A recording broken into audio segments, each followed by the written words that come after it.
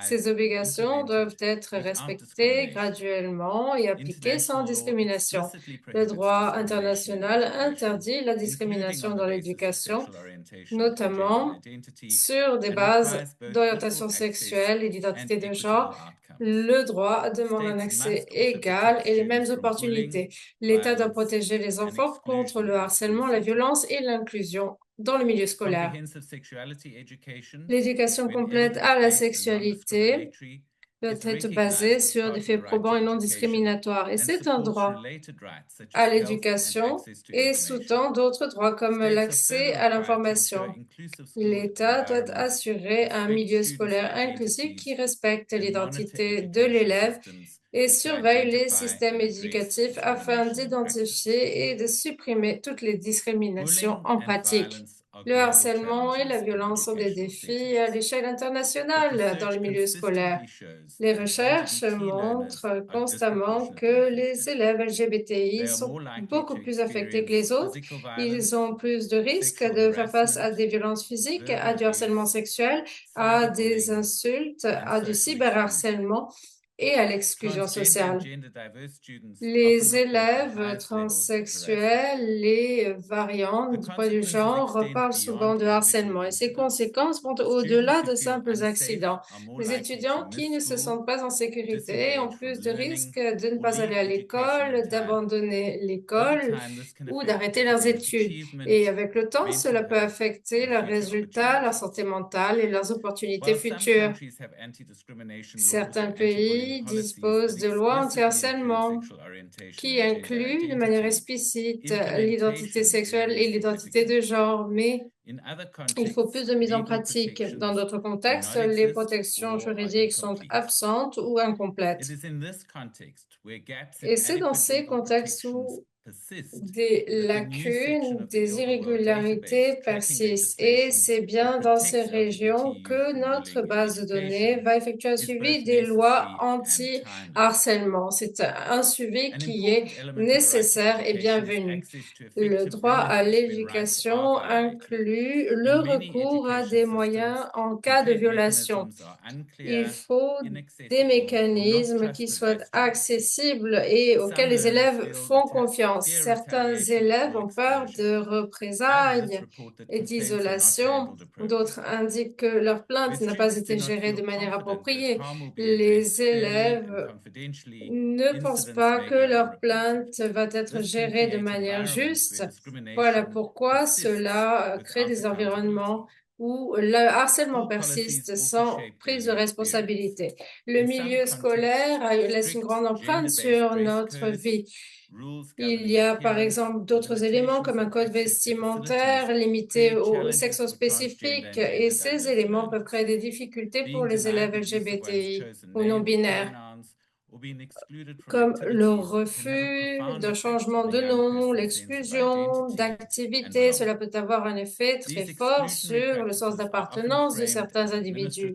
Ces éléments sont généralement présentés comme étant administratifs ou culturels, mais cela a un impact sur la participation et le bien-être, et cet impact peut être significatif. L'éducation ne peut être organisée de manière isolée. L'accès à des services psychologiques doit être assuré. Les services existent, mais ils ne sont pas toujours équipés pour remplir les besoins des élèves LGBTI. La peur et la stigmatisation peuvent décourager les élèves de dénoncer. Des rapports Certains élèves indiquent de la dépression et aussi des autolésionnismes, beaucoup plus que leur père. Il y a de nombreuses causes à ces phénomènes, mais un milieu scolaire toxique est l'un des principaux facteurs. Autre dimension à prendre en compte, l'enseignement. L'éducation sexuelle basée sur des faits probants doit parler d'égalité, de diversité sexuelle. Et dans de nombreux contextes, elle a contribué à des milieux scolaires plus sûrs et plus tolérants. Les programmes scolaires varient de pays à pays, mais dans certains systèmes, l'orientation sexuelle et l'identité de genre sont admis. Dans d'autres, ils sont en proie à de la stigmatisation ou enseignés de manière incorrecte. Dans certains contextes, ce contenu est restreint par la loi soi-même. Le contenu des enseignements façonne les connaissances, mais aussi notre attitude et les normes sociales. Il est utile de noter qu'il y a des exemples de pratiques constructives. Certains systèmes scolaires ont intégré des cadres anti-humiliation qui parlent explicitement d'orientation sexuelle et d'identité genre. Il y a également des formations de professeurs pour assurer un milieu inclusif. On a établi des services psychologiques et on a également demandé à des contenus inclusifs. Ces éléments, s'ils sont propices au milieu scolaire, vont contribuer à de bons résultats au niveau de l'enseignement et de la santé mentale des élèves. Le droit à l'éducation ne se limite pas à l'accès à un établissement scolaire. Le droit international dit clairement que l'éducation doit être disponible, accessible, acceptable et adaptable. Pour les élèves qui ont d'autres orientations sexuelles et d'identité de genre, l'enseignement doit être sûr et respecter leur dignité. Les expériences qui ont été décrites par le rapport ne sont pas uniformes dans chaque pays. Il y a des différences selon le cadre juridique et le comportement social. Des schémas ont néanmoins émergé et elles sont dignes d'attention.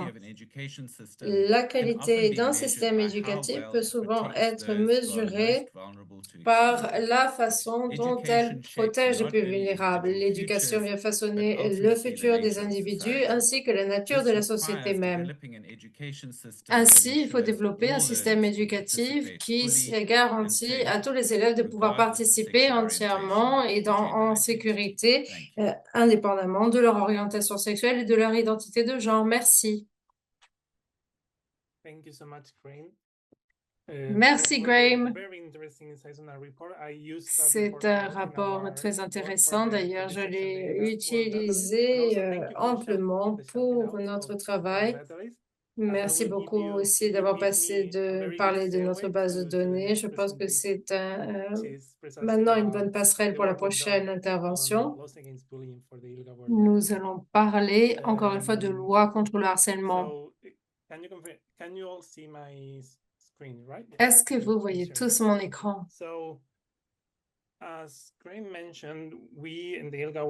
Comme l'a dit Graham, nous venons de publier une nouvelle rubrique dans notre base de données. Il s'agit d'une rubrique sur la législation contre le harcèlement, sur la base de l'orientation sexuelle, l'identité de genre et l'expression de genre.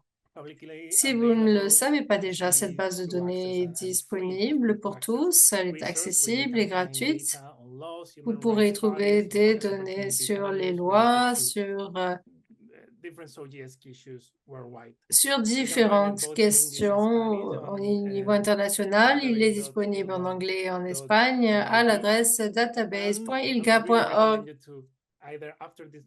Je vous conseille d'aller le consulter car il regroupe beaucoup d'informations, tant et si bien qu'il est impossible de tout résumer. Ce n'est qu'une présentation succincte. Nous avons catégorisé les informations selon leur domaine. Il y a en numéro 1 les cadres juridiques, la jurisprudence, la législation, tout ce que vous avez besoin de savoir. Zone numéro 2, traités internationaux sur les droits humains. Question numéro 3, les organes de traité de l'ONU. Point numéro 4, les procédures spéciales de l'ONU. Et enfin, les recommandations associées à l'examen périodique universel. Je vais me concentrer sur la rubrique numéro 1 avec les cadres juridiques qui regroupent 17 catégories différentes de la pénalisation aux lois sur les couples de même sexe. L'année dernière, nous avons ajouté une nouvelle rubrique sur les lois contre le harcèlement scolaire. Nous avons pu ajouter cette rubrique grâce à l'aide d'une personne que nous remercions chaleureusement. C'est une personne qui participera à la table ronde un peu plus tard.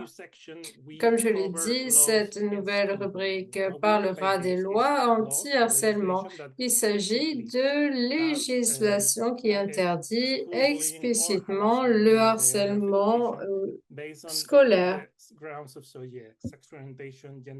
sur la base de l'orientation sexuelle, de l'identité de genre et des caractéristiques sexuelles.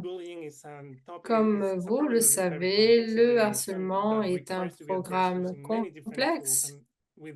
On peut le traiter à travers différents outils.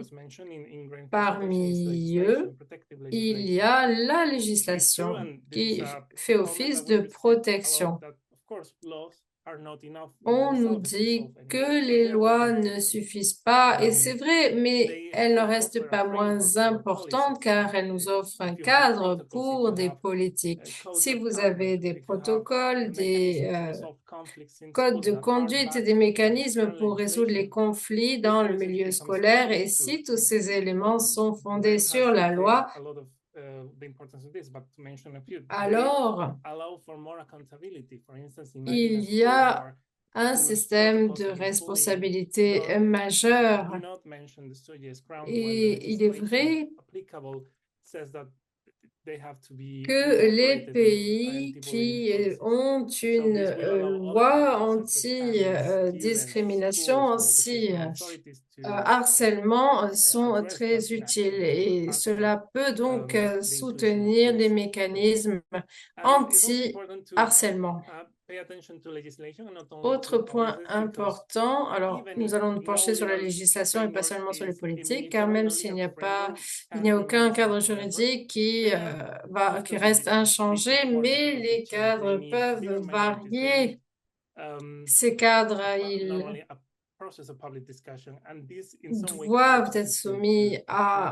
doivent être discutés et leur objectif, c'est de fournir des outils pour développer de meilleurs mécanismes, de meilleures réponses au harcèlement. Toutefois, comme nous le savons, et l'histoire ne s'arrête pas là, cette carte, elle se trouve sur la base de données et elle représente les juridictions du monde qui ont adopté ces lois au niveau national, c'est-à-dire des lois qui interdisent le harcèlement scolaire. Il y a plusieurs raisons qui sont représentées ici. Il peut s'agir de harcèlement fondé sur l'identité sexuelle ou l'identité de genre. Mais encore une fois, ce n'est qu'un cadre, une base de données juridique. Ce que vous devez comprendre, c'est que si vous ne voyez aucune loi rattachée à un pays sur un pays donné, ça veut dire que cette loi n'existe pas.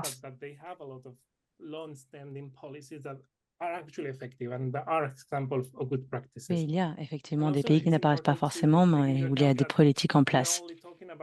Par ailleurs, ici, on ne parle que de législation applicable au niveau national, mais il y a des pays comme le Canada, par exemple, où il y a d'autres échelons. Par exemple, on essaye, nous, de voir comment on peut mieux représenter la situation de pays où il y a différents niveaux de législation. Par exemple, une législation de protection qui serait appliquée dans certaines régions et pas d'autres. Donc, dans ce cas-là, on présente ce pays comme étant un pays où la situation est variable au niveau régional. Et c'est important parce que, par exemple, lorsqu'on voit la carte, on peut se dire, ah, tiens, je pensais que dans mon pays, il y aurait un mécanisme de protection. Mais voilà, on peut présenter cela en nuance, en fait. Donc, outre cette carte, il y a également d'autres informations. On fournit des explications beaucoup plus détaillées. Donc, sur cette page, vous pouvez trouver des informations plus détaillées sur les différentes lois qui sont présentées sur la carte et puis également des outils qui ne sont pas forcément représentés dans la carte. Par exemple, des politiques. Donc, sur cette diapositive, donc c'est une capture d'écran du site. On voit donc des législations qui ont été adoptées aux Seychelles, en Slovaquie, en Serbie, des éléments qui ne figurent pas forcément sur la carte, mais qui sont importants. Et donc, il y a des hyperliens qui vous permettent de consulter directement la source pour que vous puissiez vérifier par vous-même. Alors, les travaux de recherche ont permis de produire des données. Et donc, nous avons pu constater que 38 États membres des Nations unies ont une législation au niveau national qui protège explicitement contre le harcèlement scolaire en raison de l'orientation sexuelle. Il y en a 30 qui disposent de ce type de législation qui protège contre le harcèlement scolaire en raison de l'identité de genre, 13 lorsqu'il s'agit de l'expression de genre et 14 concernant le harcèlement scolaire sur la base des caractéristiques sexuelles. Ensuite, il y a donc des graphiques qui permettent de visualiser ces données. Alors, je voulais vous présenter ce diagramme parce qu'en fait, vous voyez les dates auxquelles telle ou telle législation a été adoptée. Par ailleurs, dans mon introduction, comme je vous l'ai dit, il y a vraiment un intérêt porté à cette question et les législateurs sont plus en plus enclins à aborder cette question. Donc voilà, c'est intéressant de constater cette évolution. Par ailleurs, il y a des chiffres qu'on voit moins facilement, mais qui sont intéressants. Par exemple, il y a 10 États membres de l'ONU où il n'y a pas forcément de législation nationale qui apporte cette protection, mais il y a donc des variations infranationales. J'ai dit que c'était le cas du Canada, c'est également le cas de l'Argentine, c'est le cas des États-Unis. Il y a 6 États membres de l'ONU qui ont une législation qui protège contre le harcèlement scolaire pour tous les motifs sogiesques qu'ils soient, donc l'orientation sexuelle, l'expression et l'identité de genre, les caractéristiques sexuelles. C'est notamment le cas donc de l'Espagne. Et puis, il y a 2 États pour lesquels la situation est pas très claire, donc nous n'avons pas réussi à avoir une conclusion claire avec, par exemple, des textes qui sont en contradiction les uns avec les autres. Et donc, cela crée un contexte où il n'est pas tout à fait clair si cette protection est en place. Voilà, c'était le cas donc de la Hongrie et de la Bulgarie. Voilà quelques éléments que nous souhaitions mettre en lumière. Et comme je l'ai dit, il s'agit ici uniquement du cadre législatif. Ça n'est pas l'entièreté de la solution, mais voilà, c'est une partie de la solution et on pourra aborder par exemple la question du lien entre les lois et l'évolution des pratiques tout à l'heure pendant la table ronde. Voilà, en tout cas, je vous remercie de votre attention. Vous voyez mon mail affiché à l'écran. Si jamais vous avez des questions, je serai ravie d'y répondre. Et voilà, j'ai hâte de poursuivre la discussion avec vous. Et donc, si vous avez des commentaires ou des questions, n'hésitez surtout pas. Et je vais maintenant désactiver le partage d'écran. Et nous allons donc pouvoir passer à la suite du webinaire.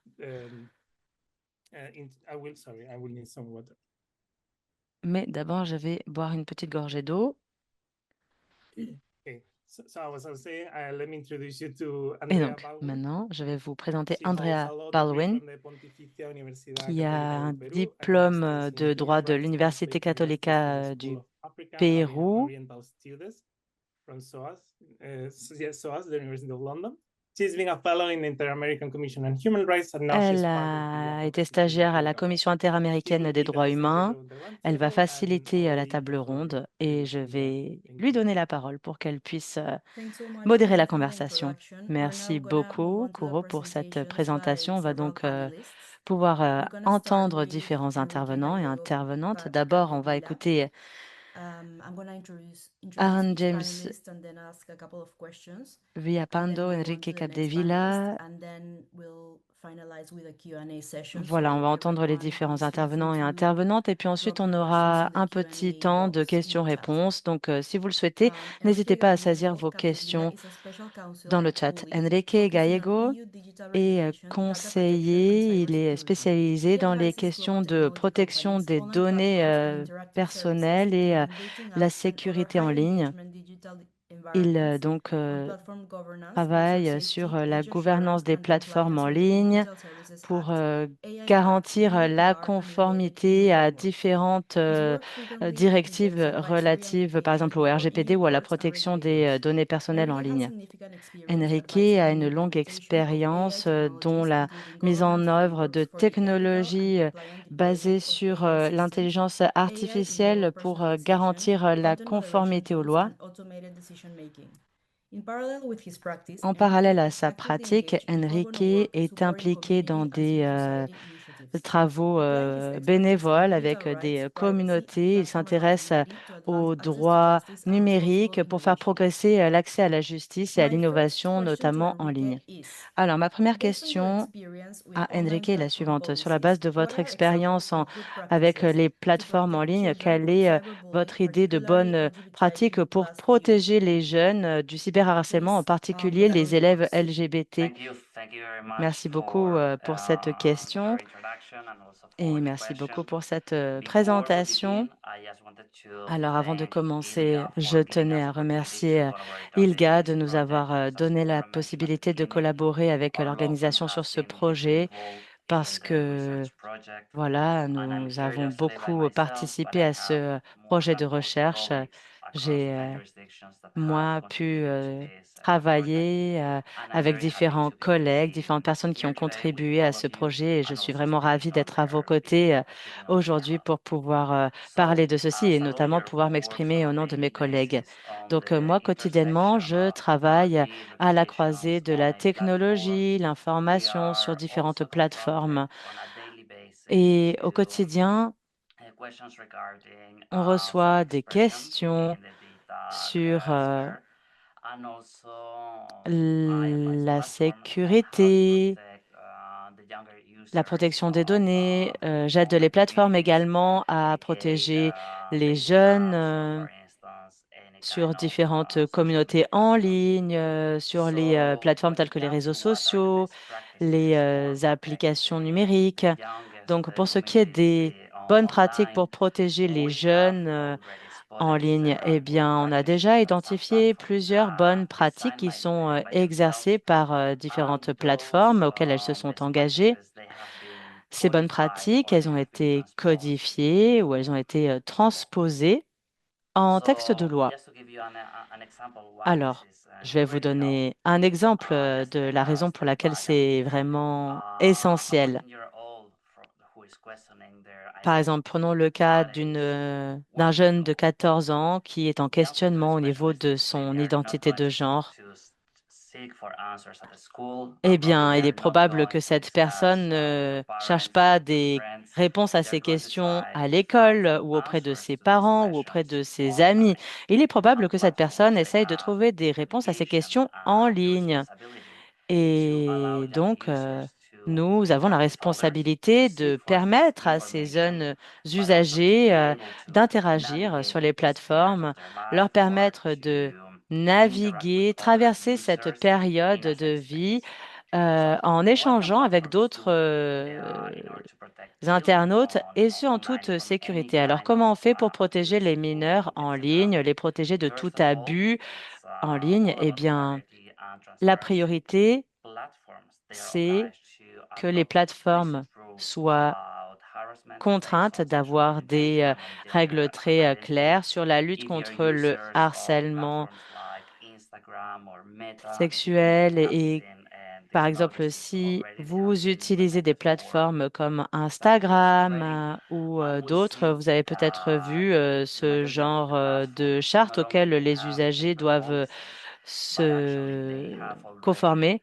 Donc, il y a des politiques mises en œuvre et puis il y a des plateformes donc qui ont mis en place des mesures pour vraiment protéger les enfants. Alors, moi, j'ai commencé à utiliser les réseaux sociaux lorsque j'étais adolescent, donc il y a un petit temps, et en fait, je vois que depuis, il y a des mesures qui ont été mises en œuvre par les réseaux sociaux pour protéger les usagers et usagères les plus jeunes.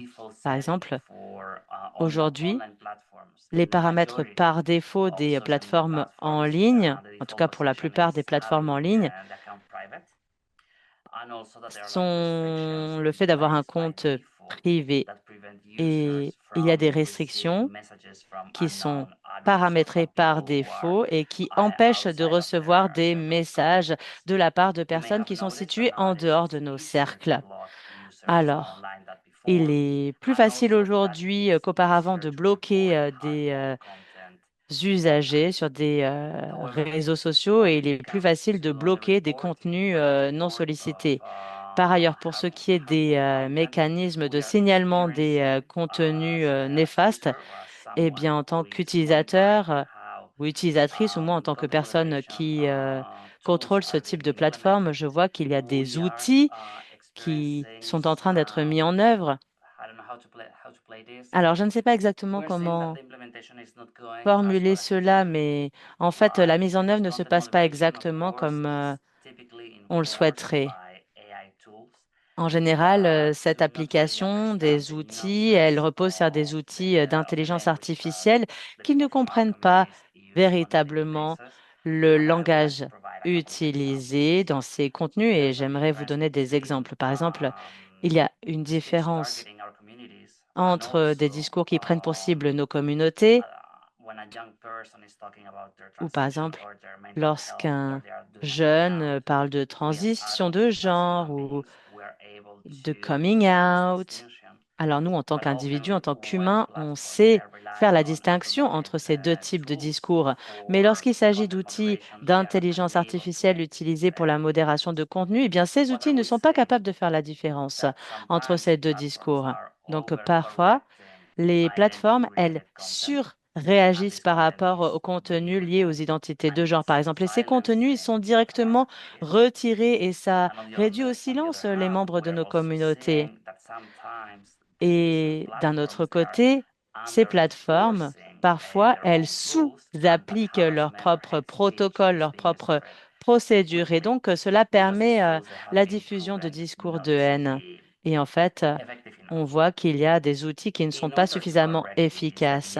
Alors, pour rectifier le tir, on voit que les plus grandes plateformes essayent de s'engager vis-à-vis d'organisations pour protéger les membres de nos communautés et elles essayent donc de mettre en place la question des nuances dans leurs outils de modération des contenus. Pour vous donner un exemple, pour vous dire comment les choses devraient se produire dans l'idéal, la modération par intelligence artificielle devrait tenir compte du contexte. C'est-à-dire que l'outil d'intelligence artificielle devrait en apprendre plus sur nos communautés, savoir quels sont les discours que nous pratiquons, en fait, quels sont les discours positifs qui sont associés à nos communautés pour pouvoir faire la différence avec les discours de haine. Il faudrait que les systèmes basés sur l'intelligence artificielle ils aient la possibilité, la capacité de faire cette distinction. Par ailleurs, il est important également de former des humains à l'examen en fait de la modération des contenus.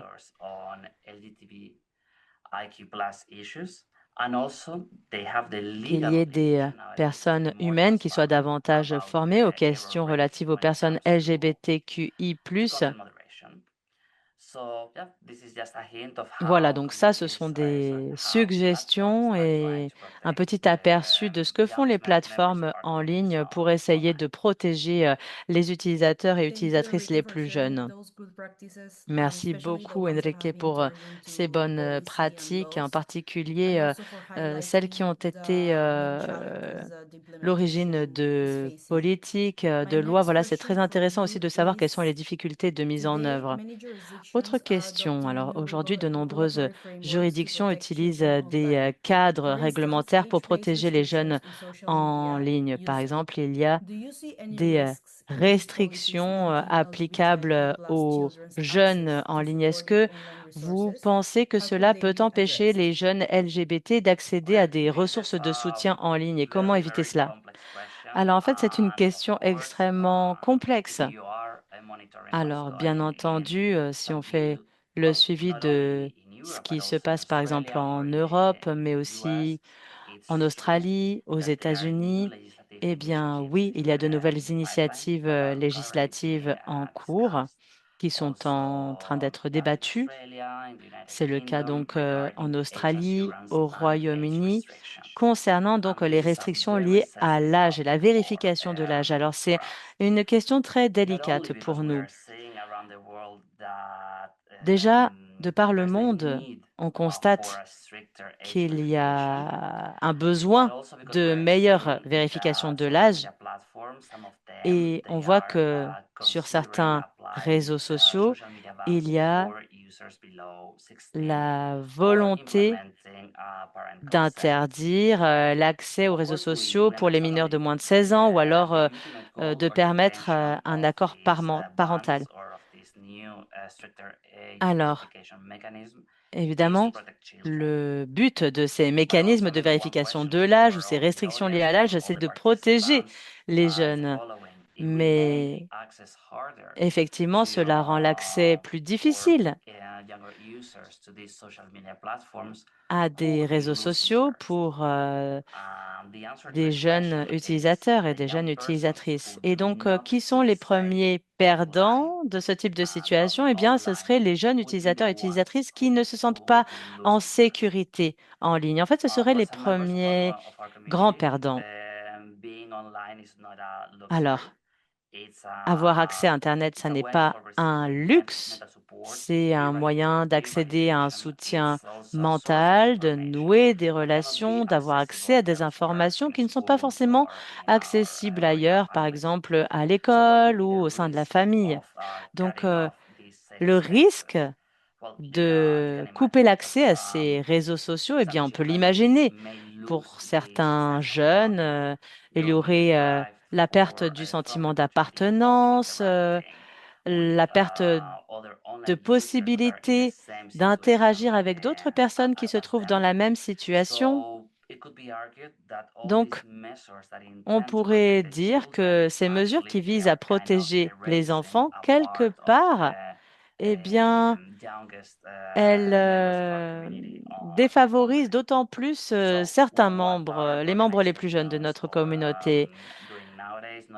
Donc, ce que l'on essaye de faire, qu'on soit ONG ou cabinet d'avocats ou autres qui travaillons à la sécurité en ligne, eh bien, c'est qu'on essaye de plaider en faveur de mécanismes qui permettent de vérifier donc l'âge. Donc, on permet, par exemple, le fait de présenter un document d'identité pour pouvoir justifier de l'âge et ainsi permettre d'accéder à des réseaux sociaux. On se heurte cependant à la question des personnes migrantes qui n'ont pas forcément de documents d'identité valables et du coup, ces personnes se verraient de facto interdire l'accès aux réseaux sociaux. Alors, je pense qu'à ce stade, il n'y a pas vraiment eu d'études d'impact sur la question, c'est-à-dire l'impact qu'aurait ce type de mesures restrictives. Mais voilà, c'est une question qu'on doit se poser tous et toutes. Est-ce que c'est vraiment la bonne façon de protéger les enfants en ligne, sachant que on les protège de certaines choses, mais on les isole également d'un appui dont ils et elles ont besoin. Voilà. Je sais que la réponse n'est pas facile et c'est pourquoi on essaye d'en savoir plus sur cette thématique. On y travaille au quotidien et bien entendu, l'idée, c'est d'avoir des réglementations qui soient les plus adaptées possibles. On sait que, voilà, ça émane d'une bonne intention, mais il s'agit vraiment de Thank you so much, faire au mieux pour les Enrique. jeunes usagers. As you said before, it is important Merci, that these Enrique. tools are context Comme tu aware, l'as dit, and therefore these types ces of outils doivent restrictions tenir should compte du not contexte. repeat offline forms of violence in online Voilà spaces. pourquoi ces And I think this restrictions was ne doivent also pas been servir à considered répéter les in the ISOG's discriminations report en ligne. on, for example, Et c'est different ce que forms dit of ce violence and rapport harassment qui and parle de the différentes enforcement of formes de binary rules violence, de in harcèlement online spaces. Thank you so en much ligne. for your insightful Merci presentation. beaucoup pour Now cette we're gonna turn to présentation our très next riche. speaker, Michel Je Moussoui. me tourne maintenant Michel vers notre Moussoui is an prochain education leader and social intervenant, justice Michel advocate with over Moustipier, 13 qui years est of militant pour la experience justice in training, sociale. Elle curriculum a de management, and nombreuses années professional development. d'expérience As the head of d'enseignement the National Professional en tant que Development Institute for the directrice de National l'Institut Professional Teachers national de Organization développement of South professionnel Africa, pour she l'organisation provides des strategic professeurs oversight for teacher d'Afrique du development Sud. initiatives across Elle all 9 fournit des provinces of South formations Africa. dans de nombreux domaines Michelle en is an Afrique du Sud. educational leader who Michelle est actively une participates in national leader du curriculum domaine de committees to l'éducation. Elle enhance participe à professional des comités development sur for le programme educators. scolaire pour Furthermore, she améliorer serves as a Southern le African Young programme. Educators Network Elle est convener for également dans Education le International réseau Africa, des jeunes advocating enseignants for youth. d'Afrique du Sud She also et elle represents défend les national droits des youth and jeunes. Elle représente LGBTIQ+ également issues through the les Federation of Youth problèmes South liés Africa. à la jeunesse et au Welcome, LGBTI Michelle. en Afrique du Thank you, Sud. thank you. Bienvenue. My first question for you is, Bienvenue. what Voici are the ma main première challenges that question. teachers Quelles and sont other les principales education difficultés auxquelles sont professionals confrontés les professeurs et face to les address autres bullying in their schools? professionnels de l'enseignement afin de lutter contre le Thank harcèlement you for the scolaire? question. So, as a country, we have stubborn patriarchy, Notre and pays we are fait- plagued by est encore violence. aux prises avec Most le recently, patriarcat, our est touché president par des declared violences, gender-based violence as a national notamment disaster. des So violences sexistes qui ont clearly, été already proclamées comme government étant une acknowledges catastrophe that nationale. as a Cela crisis. signifie que le So this has gouvernement a a ripple effect reconnu qu'il y avait une on crise et que cette crise communities avait un and in effet sur les schools. communautés, notamment dans les But écoles. moreover, it affects more De the plus, ces marginalized groups violences in the schooling affectent davantage les groupes marginalisés en milieu scolaire. in the schooling communities. So the marginalized groups in Par terms of conséquent, the les groupes LGBTQI+ in marginalisés, plus schools, particulièrement les LGBTI, what the South African qui Council for sont Education, scolarisés, which regulates teachers in the country, sont pris en compte what par they l'autorité de have régulation de constantly l'enseignement dans reported le that pays. the current Et cases that are there, il that a exist, été three among these déclaré cases, one is of corporal punishment, que two of sexual misconduct une and affaire three sur trois of implique des professional châtiments corporels relations. And we hardly ou des speak in relations terms of forcées. professional. I want to hone in into professional Ici, je vous relations parle because it speaks particularly to de the teacher relations who avec des much of the time professionnels, car experiences les the enfants parlent violence souvent within avec leurs schools, the enseignants discrimination, pour dénoncer les particularly those who are discriminations et les violences dans transgender le milieu and scolaire. those who are Ce sont gender souvent les diverse, jeunes and LGBTI also the ou learners non-binaires who qui le experience font, the mais aussi discrimination due les to élèves qui font face à des them being gender diverse, discriminations who don't parce qu'ils conform sont to non-binaires et gender qui ne sont pas gender norms. conformes And aux much of South normes de genre. Africa's areas, we have a lot of rural Et areas dans in the la country. plupart So you de would l'Afrique du Sud, then on retrouve des zones imagine that rurales. much of these spaces we Comme have vous more pouvez rural, l'imaginer, we have more leaders that are more conservative, les leaders that dirigeants are sont plus more conservateurs dans ces régions-là. cultured, and they then that's where you see a lot of the discrimination. But Et c'est more dans than ce that, contexte-là que l'on the retrouve teacher le plus de bullying that happens discrimination. also, it's due to Mais the il y a ageism. également le What we're harcèlement seeing, des the trend that is professeurs qui est happening from a union institutionnalisé et perspective, what cette we're seeing in tendance schools, est présente à l'école et la plupart des enseignants plus âgés ne dénoncent rien car ils ont peur de leur leader culturel et de l'élan conservateur au milieu scolaire. Voilà pourquoi il reste ces professeurs dans leur placard. Mais les enseignants qui arrivent dans le milieu scolaire sont plus libérés. Ils avouent leur homosexualité plus volontiers, mais ils font quand même face à du harcèlement et des discriminations. En effet, parce que la direction des écoles n'a pas les capacités nécessaires pour gérer la situation.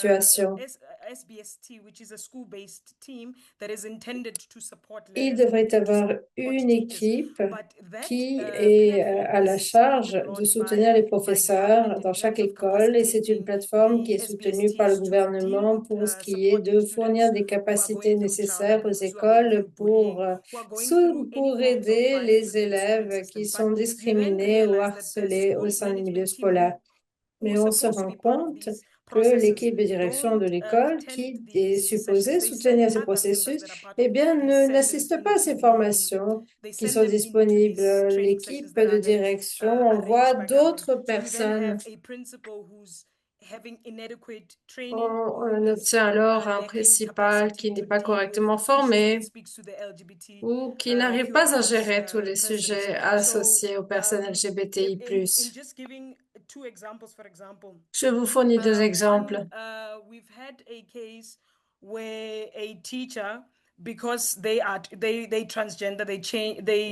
Je vais prendre le cas d'un professeur transgenre né homme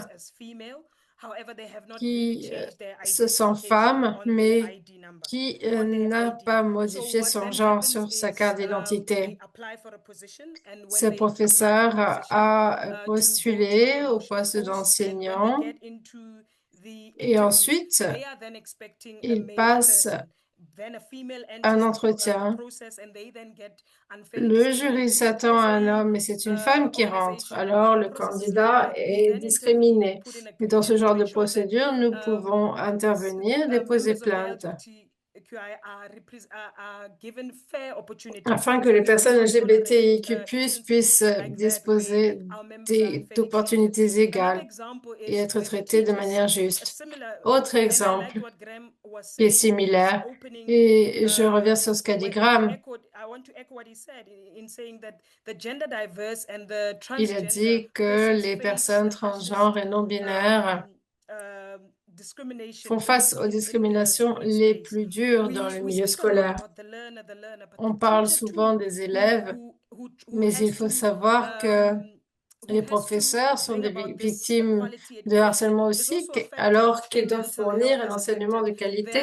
Ainsi, ils en souffrent au niveau de leur santé mentale, de l'anxiété. Certains consultent des psychiatres. Le milieu scolaire n'a pas encore été bien exploré car on se penche souvent vers les élèves, mais pas sur les nouveaux professeurs. On ne parle pas non plus des professeurs plus âgés qui font déjà partie du système. Ils, eux aussi, jouent un rôle dans la fourniture d'un enseignement de qualité.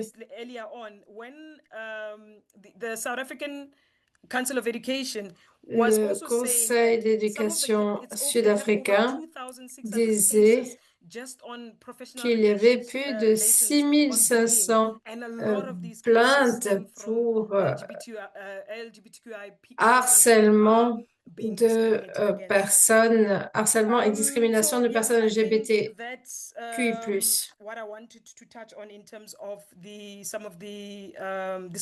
C'était ce que je voulais vous dire par rapport à la discrimination des professeurs à l'école.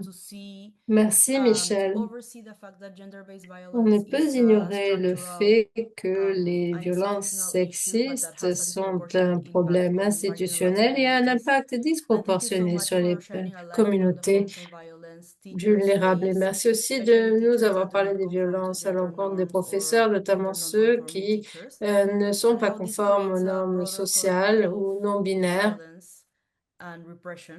contribuant à créer une atmosphère de silence et de répression. how the lack of visible role models has an impact on LGBTI On students manque and also discourages d'exemples existence of a safe learning en space. matière pour les My LGBT. second question for you is what role can Voici ma unions deuxième play in question. addressing Quel rôle anti-LGBTIQ+ peuvent jouer and les gender-based bullying? syndicats pour Can you share with us some enrayer examples le of good harcèlement practices your des organization has worked on? LGBTI en milieu scolaire? Y a-t-il de bonnes pratiques dans votre organisation? Obviously, we are member organizations Oui, to alors the évidemment, nous Education International, sommes membres and they have de l'Autorité internationale de resolutions that l'éducation speaks to qui ending publie des particularly to the recommandations LGBT pour lutter contre le harcèlement, notamment des personnes LGBTI.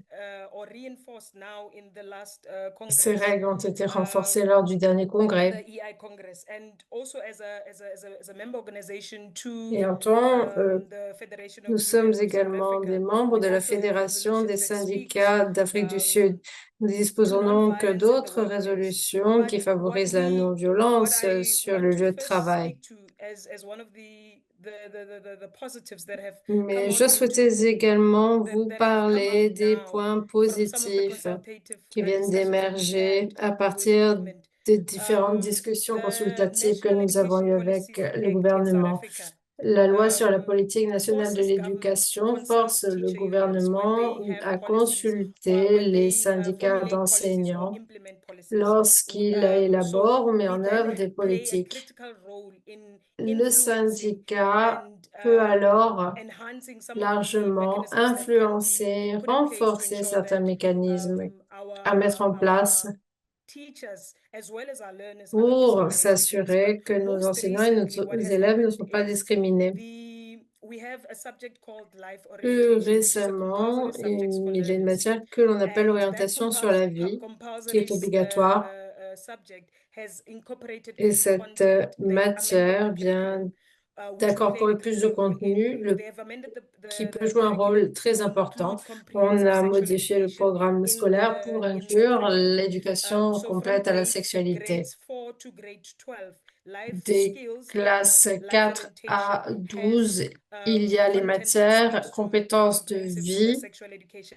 And we had an important et role to play there intégration à la because vie what qui we consulted was, incorpore government des consulted a lot. éléments There is d'éducation currently also sexuelle. SOGI Et sur ce guidelines that sujet, il y a eu beaucoup also de been consultations avec playing le a critical role gouvernement. in Il y aura the legislative également process des where lignes directrices they qui are pourront trying jouer un rôle to significatif ensure that there's a pour reduction of garantir bullying in schools une due to réduction du gender harcèlement scolaire identity issues, fondée sur gender, l'identité de genre diverse learners, teachers, ou on les gender, élèves professeurs non on binaires transgender persons.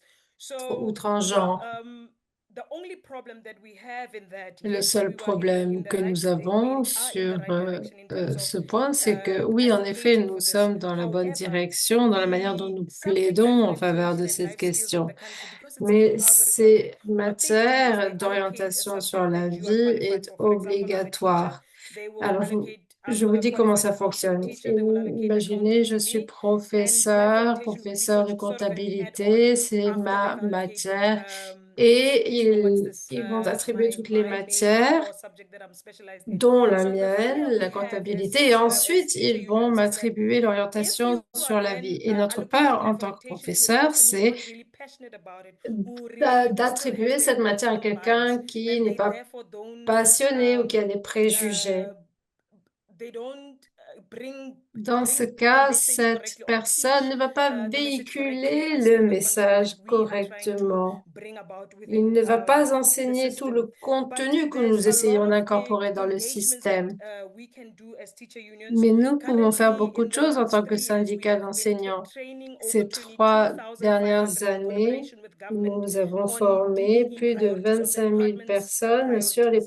priorités en If matière de they have diversité, a d'équité et specific issue d'inclusion. as as their priority, for example, C'est-à-dire and que I think s'il as y he has a highlighted, putting in robotics as des a priority. So if we problèmes ou have it des as a priority, we then priorités, collaborate with teacher unions to then et ensure donc that we on capacitate our collabore membership because we dans have the une members. entreprise And avec les now syndicats the role we can play pour mettre en avant ces sujets. unions is to Et nous, issues like le syndicat, nous pouvons nous pencher sur des thèmes LGBTI et ainsi amender les règles anti-harcèlement, car nous en avons. Nous avons par ailleurs des protocoles contre la discrimination ou encore les lignes directrices SOGI, orientation sexuelle et identité de genre, qui doit être approuvée par un ministère. Nous faisons du plaidoyer et nous jouons un rôle très important pour la culture scolaire. Nous sommes à pied d'œuvre pour modifier les points de vue et la façon dont les gens voient les choses.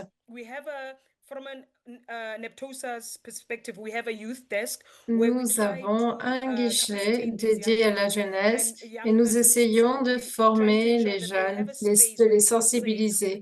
On leur offre un espace où ils se sentent en sécurité. On réunit des conditions propices pour qu'ils se sentent en sécurité, où ils peuvent évoluer sans anxiété.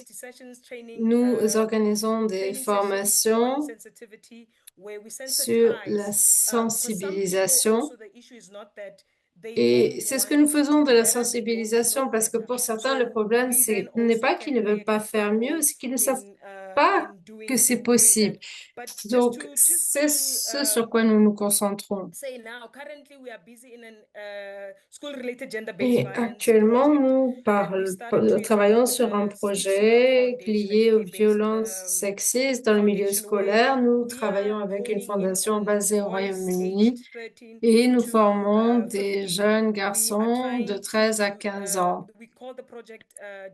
Ce projet s'appelle les défenseurs de la dignité. L'objectif, c'est d'enseigner à ces jeunes garçons ce que sont les normes de genre. Nous essayons de favoriser leur sensibilité. Certains d'entre eux ont été victimes de violences aiguës. Nous leur offrons donc un espace sûr, nous leur en apprenons sur eux, nous leur fournissons un espace où ils se sentent aimés, où ils peuvent parler et raconter ce qui leur arrive au quotidien. Certains d'entre eux font face à des problèmes graves. C'est donc un projet très important pour nous et nous cherchons continuellement les moyens de soutenir les jeunes LGBTI, mais aussi les professeurs. Et nous donnons la priorité aux professeurs car, en définitive, ils sont le modèle des élèves. Pour conclure, je dirais que nous faisons de la sensibilisation sur la Convention C90 de l'OIT avec des webinaires, des conférences et nous contribuons également à rédiger plusieurs lignes directrices qui sont déjà utilisées. Merci. Merci Michel, notamment de nous avoir parlé du rôle des syndicats à travers un prisme basé sur les droits humains. Merci beaucoup de nous avoir donné un exemple de consultation ainsi que des difficultés liées à l'inclusion de l'éducation sexuelle à la sexualité. Merci pour ces réflexions. Je me tourne vers l'intervenant suivant qui s'appelle AG, chargé de l'Alliance des jeunes contre la discrimination aux Philippines. Il a contribué à des initiatives, notamment au lobbying pour des politiques sexo-spécifiques. Et il est également membre de la commission anti-pauvreté pour la jeunesse et les étudiants. Il plaide en faveur des voix marginalisées, surtout dans la communauté queer. Bienvenue, Aaron. Alors, ma première question que je souhaite vous poser est la suivante. Pourriez-vous nous en parler un peu plus sur les projets que votre organisation met en œuvre pour rendre les écoles plus inclusives? Oui, alors d'abord, Pantaille, notre organisation se bat pour l'égalité. Donc, notre organisation Pantaille a reçu pas mal de signalements d'allégations de cas de violences sexistes en milieu scolaire avec une élève, par exemple, qui a été suspendue de son établissement scolaire parce que son expression de genre n'était pas conforme à l'uniforme qu'elle devait avoir dans son école. Alors, nous, ce qu'on essaye de dire, c'est que la diversité, elle est possible, l'égalité de genre, elle est possible. Et donc, Pantaille se bat pour garantir la diversité de genre pour tous et toutes. Et donc, on essaye d'avoir une approche vis-à-vis des établissements scolaires pour que ces derniers fassent valoir la diversité et respectent la diversité des élèves. L'interprète s'excuse, mais le son de l'intervenant est faible. Il s'agit de faire en sorte que les programmes scolaires, les protocoles intérieurs, les pratiques respectent donc la diversité. Nous avons donc de nombreux indicateurs pour faire le suivi de différentes questions, par exemple la discrimination,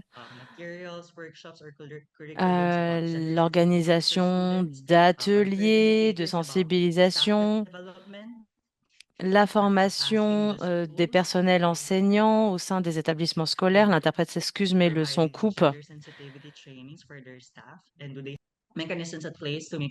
Et donc, on essaye de voir s'il y a des mécanismes en place pour sensibiliser les équipes aux questions de la diversité, voir s'il y a des programmes portant sur la santé mentale. Nous avons également d'autres indicateurs sur le leadership des jeunes, également un indicateur sur la sûreté et la sécurité personnelle. Donc, on demande s'il y a des mécanismes de signalement qui permettent de faire remonter des cas de discrimination ou de harcèlement scolaire.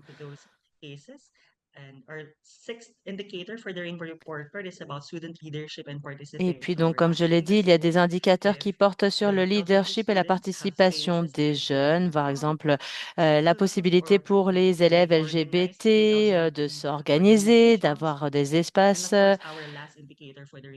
et également un indicateur sur le sentiment donc des personnes LGBT de se sentir acceptées au sein de l'établissement scolaire. Donc, il s'agit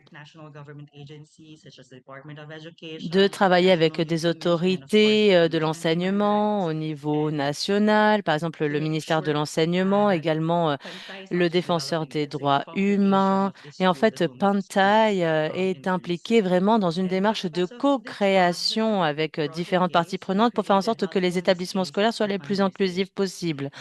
Et donc, on essaye de maintenir un dialogue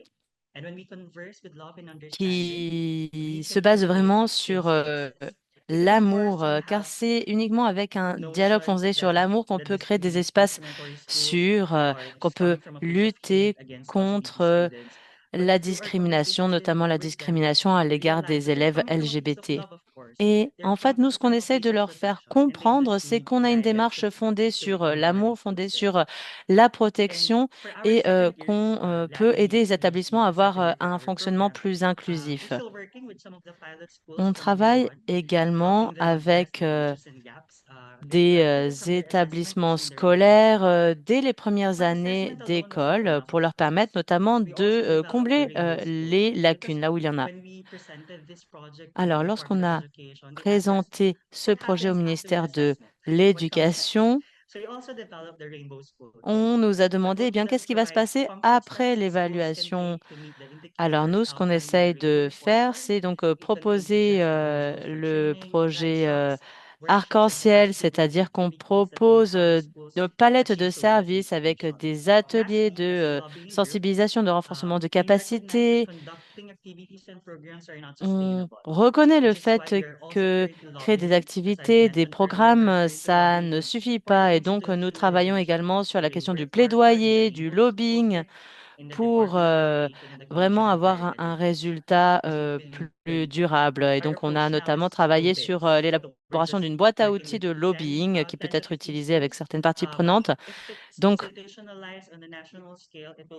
voilà, pour l'instant, on travaille avec une dizaine d'établissements scolaires, mais si c'est quelque chose qui est déployé plus largement, eh bien, ça pourrait aboutir à voilà, une législation au niveau national. L'idée, c'est vraiment de garantir l'égalité de traitement de tous les élèves et donc garantir le respect des personnes, quelle que soit l'orientation sexuelle, l'identité et l'expression de genre ou les caractéristiques sexuelles. L'interprète s'excuse, mais le son de Aaron s'est coupé.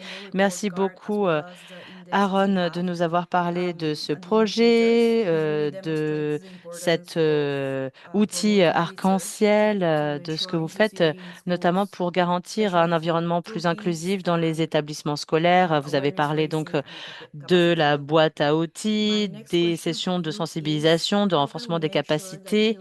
Alors, ma deuxième question, c'est comment garantir la participation pleine et effective des jeunes et des enfants dans les conversations qui les concernent, par exemple la lutte contre le harcèlement scolaire et la discrimination. Alors, en tant qu'organisation de jeunes, nous sommes convaincus que la participation des jeunes, elle n'est pas à la marge. Et donc, il faut que cette participation, elle soit effective, qu'elle soit pleine.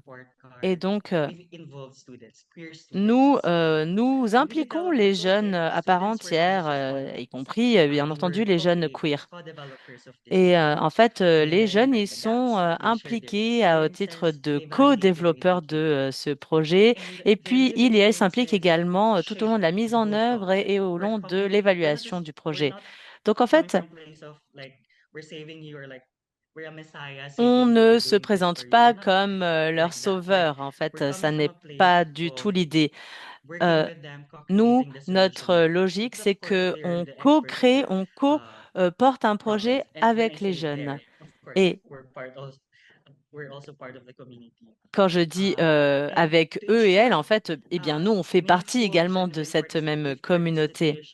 Donc voilà, on œuvre à la participation des jeunes et pour ce faire, il faut créer des plateformes qui leur permettent de s'exprimer pleinement. Donc il faut s'assurer que les jeunes LGBT aient des espaces d'expression au sein des instances décisionnaires, au sein des conseils, au sein des organismes où il y a des débats qui les concernent en fait.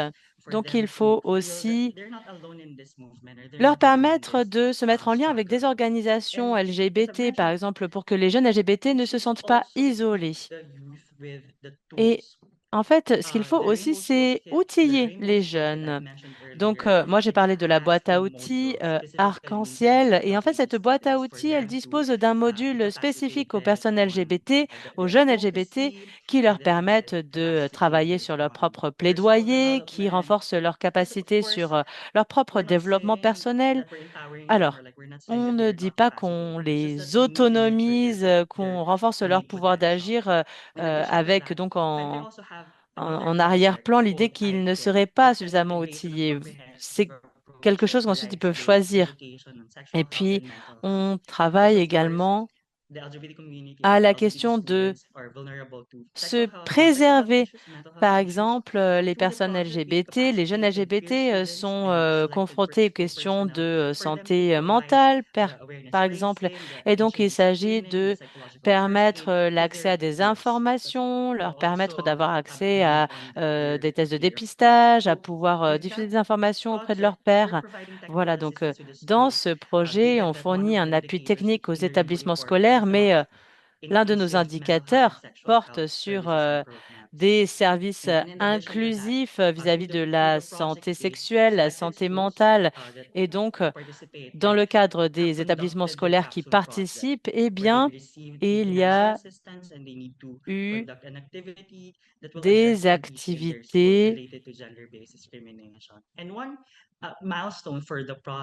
qui permettent de faire un état des lieux de la situation. Il y a eu une activité qui a été chapeautée par une organisation LGBT dans une des écoles avec lesquelles on travaille. Et par exemple, ce qui est ressorti de l'évaluation, c'était qu'il fallait des toilettes qui soient inclusifs d'un point de vue du genre. Donc, il fallait aussi en même temps garantir un sentiment de sécurité, de sûreté pour tous les élèves. Et donc, voilà, nous avons pu plaider en faveur de la mise en place de toilettes qui soient inclusifs de tous les genres. Voilà. Donc ça, c'est un exemple. Il faut vraiment permettre aux élèves LGBT de se sentir euh, inclus et avoir un espace au sein de leur établissement scolaire parce que ça peut du coup favoriser des changements. Et au final, ce qui est favorable aux élèves LGBT, c'est surtout favorable à l'ensemble des élèves. Merci beaucoup.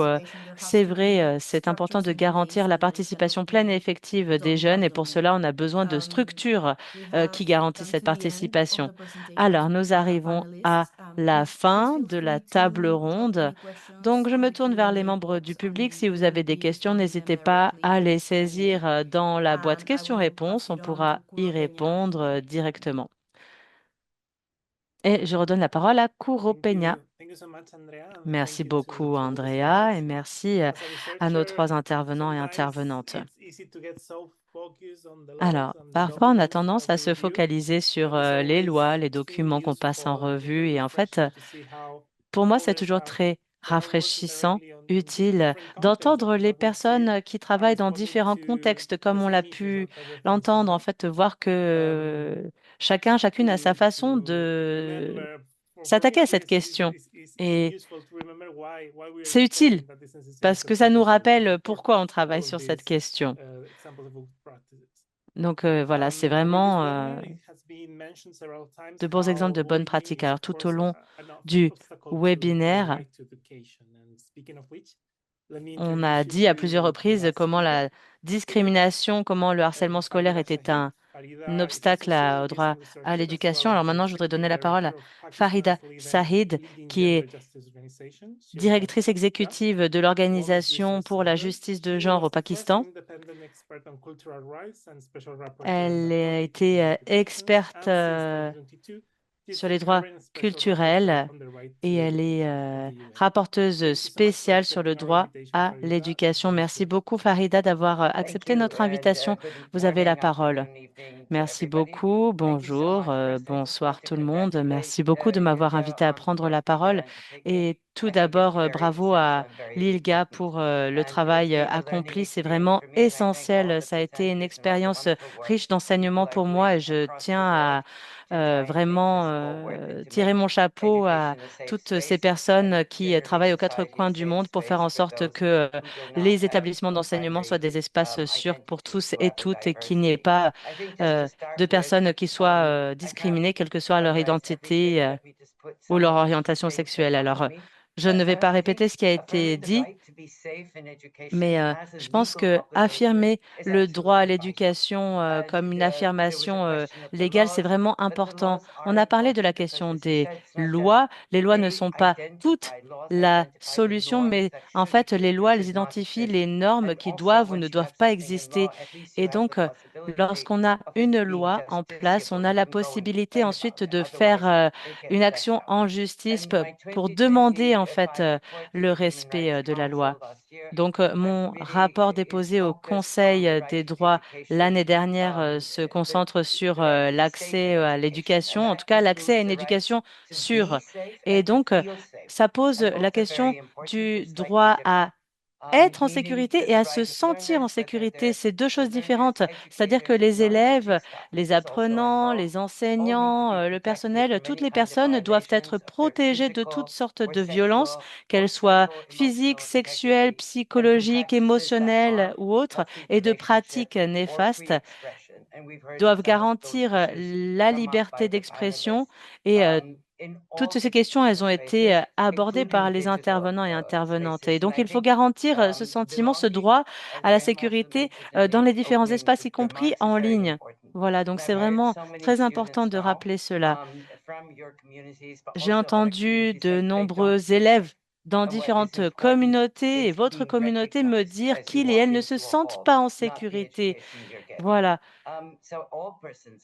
Donc, il est important que tous et toutes puissent avoir accès à ce droit humain qui est l'accès à l'éducation en toute sécurité, c'est-à-dire qu'il faut pouvoir évoluer dans un environnement libre de toute intimidation, harcèlement scolaire.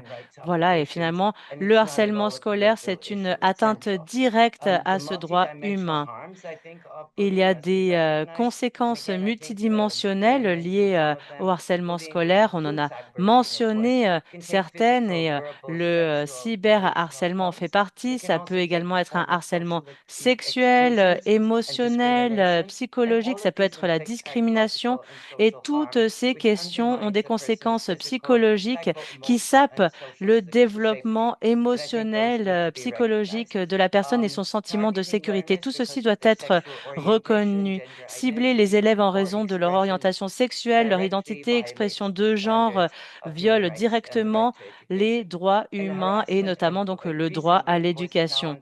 Et donc, c'est aussi le cas en ligne. Ce qui se passe en ligne, ça n'est que la continuité de ce qui se passe à l'école. Donc, c'est important d'y travailler également. Il faut des sauvegardes sur les plateformes en ligne. Il faut que les jeunes puissent s'y rendre en toute sécurité pour accéder aux informations dont ils et elles ont besoin. En fait, il y a très peu de jeunes qui se tournent vers leurs parents ou vers leurs professeurs s'ils ou elles ont des questions à poser. Donc, il faut vraiment faire en sorte que les jeunes puissent se sentir en sécurité et qu'ils et elles puissent savoir vers qui se tourner pour avoir des réponses en toute sécurité. Voilà, et puis il faut également sensibiliser les parents, les enseignants, enseignantes, les élèves à l'utilisation en toute sécurité d'Internet, avoir connaissance des menaces en ligne. Par ailleurs, les enseignants, enseignantes, la direction des établissements doivent être sensibilisés à la question. Et Michel l'a dit, il y a également la question de l'identité de genre des enseignants, enseignantes. Et donc, tous les acteurs de l'environnement scolaire doivent être soutenus, sensibilisés. Et puis donc, on a parlé de la question de la langue, le fait, par exemple, qu'il y avait des outils de modération de contenu qui reposent sur des outils d'intelligence artificielle et qui ne savent pas correctement interpréter la langue utilisée. Donc ça, c'est important de travailler. Alors, pour ce qui est de l'obligation des États, ils ont une obligation à mettre en place des programmes, des politiques qui luttent contre la discrimination dans les établissements scolaires. Il faut avoir des protocoles, des règlements intérieurs, des mécanismes de signalement et des voies de recours en cas de atteinte. Et les États ont l'obligation de garantir des environnements scolaires sûrs, non discriminatoires, et c'est vraiment une obligation immédiate des États. Donc, il faut lutter contre la discrimination en milieu scolaire et donc il faut garantir la protection de certains groupes, en particulier les jeunes, les femmes, les personnes en situation de handicap, les élèves LGBT qui ont tendance à justement pouvoir être exclus des établissements scolaires. Et donc, il faut lutter contre le harcèlement scolaire, le harcèlement en ligne, lutter contre les violences fondées sur le genre. Et lorsque La loi garde le silence, eh bien, les pratiques se poursuivent. Par ailleurs, concernant les normes culturelles, aucune norme culturelle ne peut justifier la violence. Parfois, il y a aussi un écart entre la loi et l'expérience vécue. Et donc, on a besoin de mécanismes de signalement, de mécanismes de recours qui sont souvent insuffisants. Et cela, par exemple, peut amener à un sous-signalement des violations des droits. Il faut aussi que les mécanismes de signalement soient gérés par des personnels correctement formés. L'État doit pouvoir publier des données claires, transparentes, rigoureuses sur ces questions, sur les différentes composantes, comme vous le faites vous, et c'est vraiment fondamental pour pouvoir donner une visibilité à ce phénomène, parce que sinon, ce phénomène se poursuivra. Et donc, il est important de pouvoir produire des données claires, comme le fait l'ILGA. Il s'agit de protéger le droit à l'éducation des enfants et mettre en place une discipline non punitive.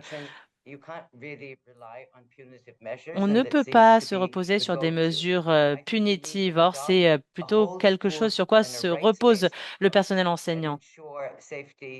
Il faut assurer la sécurité à tous, la direction, les enseignants, les élèves, les membres de la communauté. Et les enfants doivent être reconnus en tant que participants et vecteurs du changement. Le contenu pédagogique, la discipline et le gouvernement doivent avoir en tête le droit à l'éducation selon le droit international. Et le droit à l'éducation peut démanteler les préjugés qui viennent alimenter le harcèlement. On nous a parlé deux fois de la nécessité de l'éducation complète à la sexualité, ce qui est un autre domaine qui connaît une régression, ce qui est problématique. Attention, chaque fois qu'une mesure de sécurité est mise en œuvre, elle ne doit pas venir saper les droits des individus. On parlait de trouver un équilibre entre des espaces, la vérification de l'âge pour ne pas exclure les enfants, mais le contraire est tout aussi valable. Nous devons nous assurer que les mesures qui sont prises au nom de la sécurité sont conformes à des normes strictes de nécessité, de proportionnalité.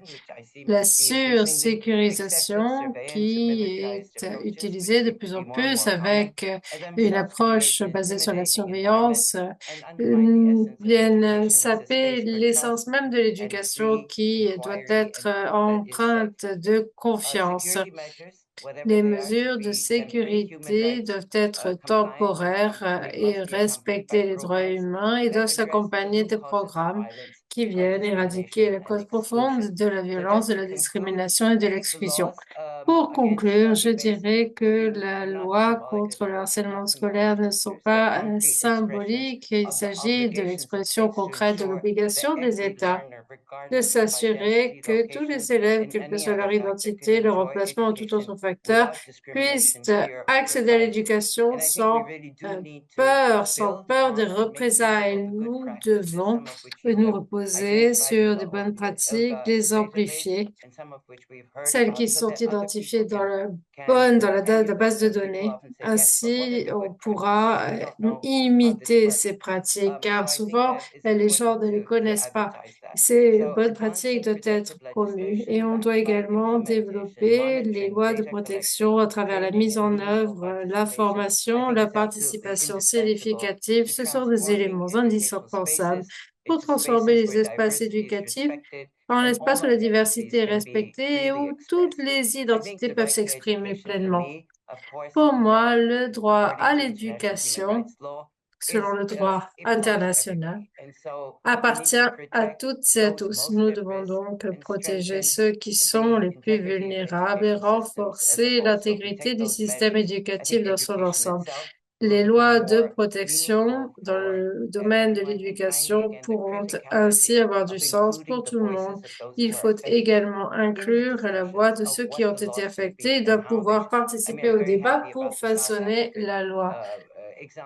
Et je me réjouis de l'exemple sud-africain avec la consultation des syndicats. On a besoin de plus de consultations, et pas seulement avec les syndicats, avec les jeunes également. Les jeunes garçons, les jeunes, leur voix doivent être entendue. Elle sera déterminante dans ce débat. Thank you so much, Farida, Merci for beaucoup, the Farida, really interesting presentation pour cette présentation very nice très way of intéressante. wrapping up all of the conversation that we have today and summarizing them. C'est vraiment une belle façon de terminer notre conversation We have aujourd'hui. only 5 minutes. Il ne There nous are reste still que some 5 questions minutes that haven't been et resolved in the chat. nous n'avons pas encore I répondu à toutes maybe les I can read questions. them aloud and see if Je any peux of the peut-être panelists would like les to lire à haute respond. voix et voir si Otherwise, we un will intervenant veut maybe close répondre. the Sinon, nous the allons webinar. clore The le first webinaire. question is Première related question. to is from Jean-Marie Vianney Nishimwe C'est from une question de Burundi, Jean-Marie Vianney de asking how Nishiwe du in countries Burundi. like Burundi, where there is a legal framework criminalizing Dans les pays comme le LGBTIQ and Burundi, où le prohibiting cadre NGOs juridique from pénalise les working, identités LGBTI et how interdit les can ONG stakeholders, the different de stakeholders, soutenir ces communautés, comment est-ce que les parties privatization and prenantes other policies in the safeguard against suggest by peuvent doing it without exposing utiliser potentially la to législation context. pour The améliorer les question garde-fous contre le knowledge harcèlement system is fondé sur l'orientation sexuelle, l'identité de genre, about etc. dans les écoles, how sans at exposer les plus vulnérables et les organisations à des risques. are them and the practice is how yet to be, where one can have members of the community in Nigeria. And the last question is for Peter Dangmeyer. Enfin, il y a une dernière question de Peter Dangmeyer. J'ai du mal à voir le lien avec la recherche sur plus générale sur la lutte contre le harcèlement. Cela montre que la plupart du harcèlement se produit dans des processus sociaux. Je vais résumer.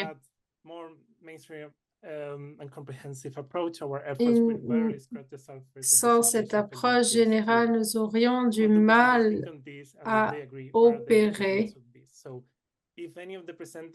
Je pense que nos efforts ne font que commencer à traiter la situation des étudiants LGBTI. Et que pensent les présentateurs? Je vais prendre une minute. Pour ce qui est de la criminalisation des identités LGBTI, il y a les procédures spéciales en tant que détenteurs de mandat. Nous pouvons nous charger de ce problème en protégeant votre identité qui ne sera pas connue de l'État concerné. Mais si quelqu'un dépose une plainte et nous l'envoie, nous ne pouvons pas agir. Toutefois, s'il s'agit d'un problème qui concerne plusieurs États, et j'ai pris l'initiative en matière, car il y a l'éducation contre la sexualité qui a été retirée du programme scolaire. En deuxième lieu, le harcèlement scolaire est un problème plus généralisé. Voilà pourquoi mes idées sur la sécurité ne se résument pas à la communauté. Cela concerne toutes les bases de discrimination, la race, la classe, la langue, la religion, le handicap. Les personnes handicapées sont particulièrement ciblées par le harcèlement scolaire. Les personnes qui ont des difficultés d'apprentissage aussi.